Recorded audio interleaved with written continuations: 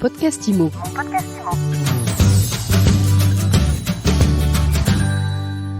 Bonjour, on se retrouve pour un nouvel épisode en live du Rent pour les 10 ans du Salon de la PropTech et j'ai le plaisir de recevoir Romain Solène. Bonjour. Bonjour Ariane. Vous êtes le fondateur de Promis. Il y a beaucoup de gens ici qui n'ont pas le moral au top, mais vous, j'ai l'impression que ça va bien. Pour l'instant, on a la chance, on a une belle année 2023 avec on multiplie le chiffre d'affaires par 3 pour Promis, donc on est assez content. On avoue, dans une période un peu morose, on a de la chance nous de tirer notre épingle du jeu. Bon, alors avant d'aller dans le détail, vous nous rappelez ce que vous faites. Promis, on est une plateforme gratuite d'accès aux informations foncières et immobilières, disponible pour les agents billets notaires et les particuliers, où on découvre toutes les informations pertinentes sur son bien en 10 secondes.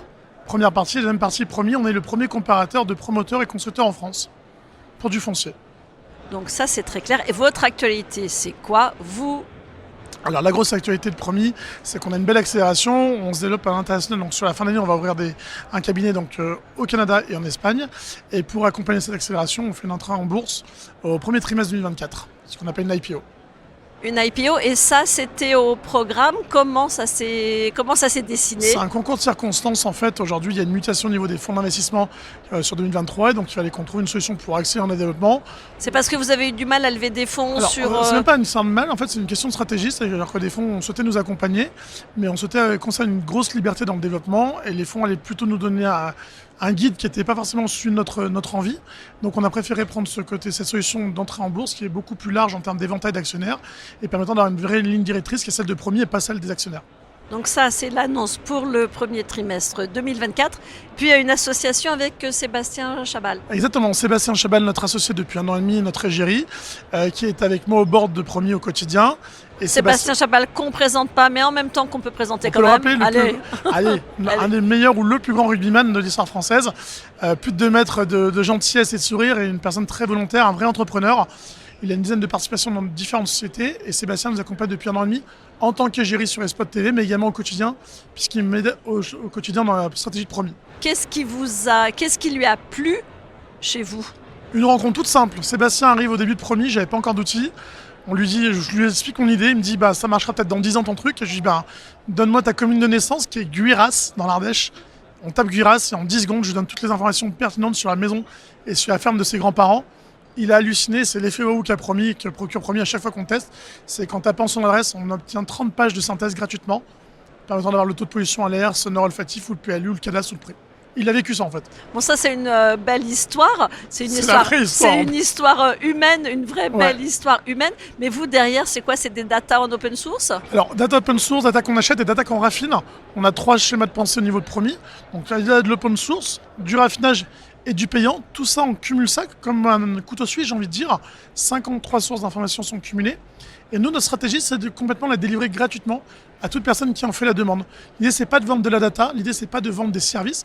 Nous, notre modèle économique, c'est de dire, on vous donne accès aux informations, vous soyez locataire, propriétaire, agent billet, et à travers tout ça, on va détecter des potentiels de promotion et de construction. Et à ce moment-là, quand on détecte un potentiel de promotion et de construction, le promoteur qui va être référencé par Promis, qui va récupérer cet appel d'offres, nous réglera une partie de nos commissions dessus. Donc c'est transparent pour 100%. Les prix sont sur le site, les conditions générales, et on partage tout. On met un peu de clairvoyance et clarté dans un monde qui est un petit peu opaque au départ. Bon, et puis l'entrée en bourse va forcément faire que tout ça va être extrêmement cadré. On est surveillé. Vos ambitions derrière, elles vont se décliner à l'international. Ouais, entre autres. On termine. Alors déjà, la particularité de Promis, c'est qu'au-delà d'être une entreprise digitale, on est une entreprise digilocale. C'est-à-dire qu'on a la côté technologique qui est développée par mes équipes à Lyon. On est lyonnais, j'aime bien le dire. Mais on a des franchisés, donc des représentants dans chaque territoire de France, dans chaque département. On a un référent du foncier qui va être l'intermédiaire ou le cœur d'intérêt entre le promoteur, constructeur, l'agent billet et le particulier ou les mairies qui ont du foncier. Ça, c'est vraiment notre force, c'est qu'on a vraiment des franchisés sur toute la France. Je vais avec 15 jours à La Réunion et Mayotte, avec notre franchisé Adrien, donc on va vraiment très loin. Mais ça reste en France. Ça reste en France. Et on nous demande de faire la même chose dans d'autres territoires. Et bonne nouvelle, donc on ouvre au Canada et en Espagne sur la fin d'année, et dans d'autres territoires j'espère. Puisque que vous habitiez à Shanghai, à Berlin ou à Lyon, acheter un terrain pour construire un immeuble ou acheter un terrain pour construire une maison, c'est le même métier. Juste la réglementation locale change, mais le mécanisme est le même. Mais la récupération des datas est plus ou moins facile? Pas facile. Bon, en tout cas, on y travaille. On a déjà commencé à travailler depuis 2 ans sur ces éléments-là. Ce qui est le cœur de Promis, c'est de dire on crée le booking du foncier pour permettre à n'importe quelle personne de trouver le bon promoteur. Et au-delà du booking, on crée le Wikipédia pour accéder aux informations. Ces deux mots-là, qui sont des barbarismes et anglicismes, eh ben nous, on les a francisés. Aujourd'hui, il y a des Américains qui veulent s'attaquer au marché français d'ici un an et demi. Une entreprise comme Costa, pour pas hésiter, arrive dans un an en France. Soit on décide de laisser notre data et notre foncier à des Américains qui vont arriver avec leur vision, soit on mise sur le petit français qui se développe pas trop mal, qui est promis. Je pense que c'est plutôt une sécurité pour nous tous en France. Merci beaucoup Romain Solène, fondateur de Promis, le booking des promoteurs et du foncier. Ouais, le premier comparateur promoteur et consort est le Wikipédia de la data foncière. Bon ben bravo, c'est une belle carte de visite. Merci en tout cas. Merci Ariane. Et à très vite pour un nouvel épisode de mon podcast IMO à écouter tous les jours sur MySuite IMO et sur toutes les plateformes. J'en profite pour vous remercier. Vous êtes de plus en plus nombreux à vous abonner. Alors si ce n'est pas encore fait, eh ben, vous continuez à le faire. Vous nous laissez des commentaires et vous nous mettez des étoiles. On adore ça chez MySuite IMO. Mon podcast IMO. Mon podcast IMO.